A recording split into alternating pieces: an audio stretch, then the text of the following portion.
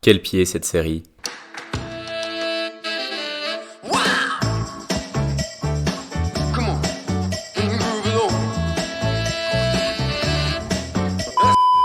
On va pas se mentir, depuis le rachat par Disney, c'est plutôt les montagnes russes la qualité des productions Star Wars. On a le Mandalorian qui fait l'unanimité, le livre de Boba Fett qui déçoit, et maintenant on a cette série Obi-Wan Kenobi qui se termine. Et à mon sens, elle est dans le haut du panier, au même niveau que la série qui suit les aventures de Din Djarin et Grogu. Et franchement, ça fait plaisir. La dernière production Disney s'ouvre avec un récap de la prélogie, soit les épisodes 1, 2 et 3, et ce récap, il est super bien foutu. Franchement, je me suis posé une question. Je me suis dit, et si je connaissais rien à Star Wars, est-ce que je pourrais me lancer dans la série Obi-Wan Kenobi en me contentant de ce récap ?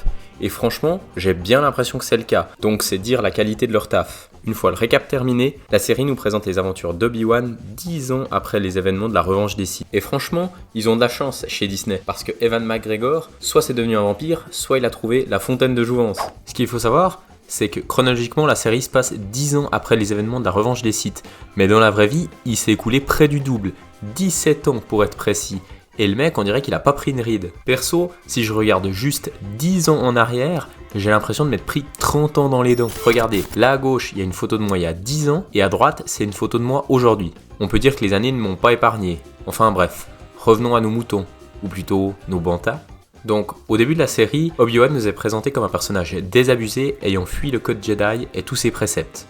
On va découvrir son quotidien plan-plan, tout en profitant de panoramas juste magnifiques nous permettant de nous calquer sur son rythme de vie. Très rapidement, on va retrouver un visage qui nous est familier en la personne de Roger, le chameau de l'espace qui accompagne Obi-Wan au début de la série et qu'on avait vu dans une scène capitale dans l'épisode 1, souvenez-vous.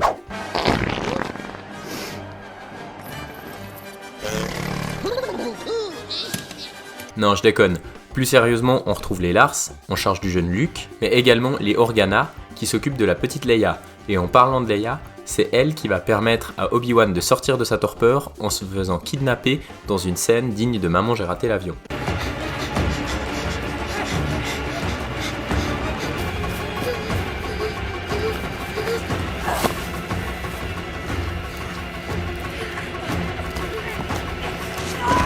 Alors franchement, je suis pas expert en kidnapping, mais ils ont pas dû finir leur stage de 4ème année. Franchement, ils sont 3, c'est des adultes contre une gamine, ils s'arrêtent à la moindre brindille et n'arrêtent pas de trébucher.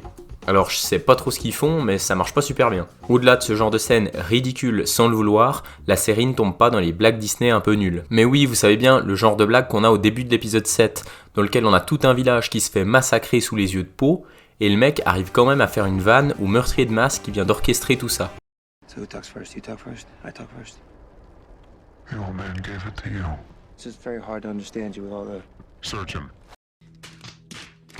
Alors je dis pas qu'on est dans un truc ultra dark avec Obi-Wan, bien que certaines scènes m'aient surprise en bien.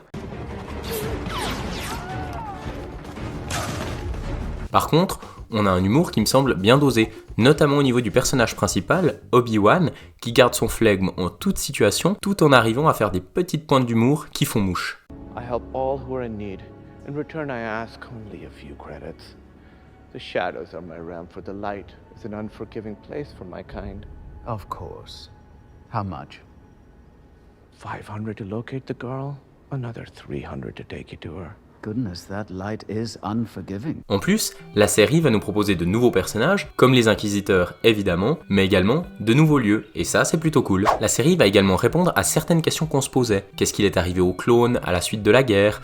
Pourquoi Obi-Wan se fait appeler Ben ? Et comment ça se fait que Leia le connaisse ? Au fur et à mesure des épisodes, Obi-Wan va se reconnecter avec la Force et surmonter bien des épreuves. Vous l'aurez compris, j'ai pas grand chose à redire sur cette série. Je suis vraiment heureux et ça me redonne foi pour la suite. Alors, ne me faites pas dire ce que j'ai pas dit.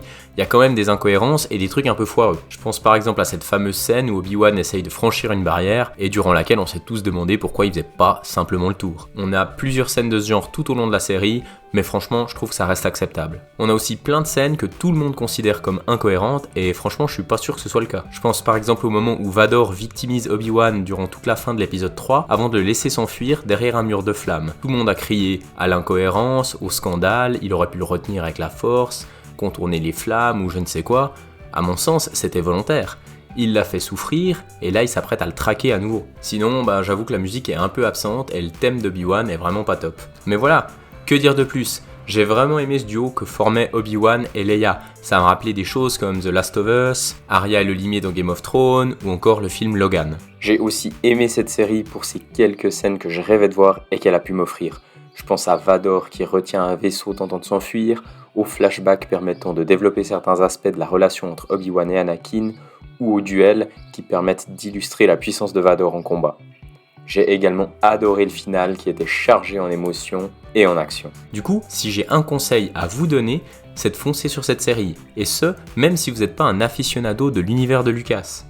Je pense vraiment que vous allez vous y retrouver et passer un bon moment. Et si vous êtes fan de Star Wars, vous avez sûrement dévoré tous les épisodes à l'heure qu'il est, et vous êtes arrivé au bout de la série comme moi. Du coup, je suis curieux de savoir ce que vous en avez pensé, redites-moi tout ça en commentaire. C'était Alain le Mandalorien, ciao!